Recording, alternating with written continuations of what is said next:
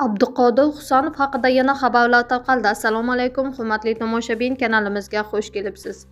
Videodan to'liq xabardor bo'lishni istasangiz, kanalimizga obuna bo'lib, videoroliklarimiz ostiga bir dona like va podpisatsiya tugmachalarini bosib qoldiring. O'zbekiston milliy terma jamoasi va Manchester City himoyachisi Abduqodir Husanovning Barselonaga ijaraga o'tishi mumkinligi haqida xabarlar haqiqatga to'g'ri kelmasligi ma'lum bo'ldi.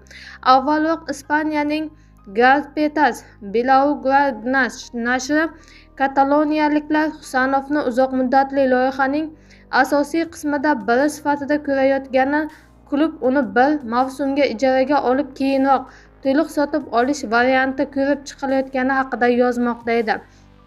Biroq futbolchining agenti G'ayrat Hasbillayn bu boradagi mishmishlarga oydinlik kiritildi.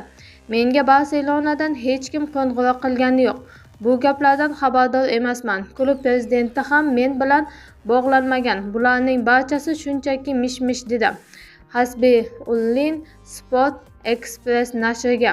Eslatib o'tamiz, 21 yoshli Abduqodir Husanov 2025-yilning yanvarida Manchester City'ga o'tgan va klub bilan 2029-yilgacha mo'ljallangan shartnoma imzolagan edi. Hozircha u shaharliklar safida barcha musobaqalarda 9 ta o'yinda maydonga tushdi. Bitta gol muallifiga aylangan deyiladi xabarda.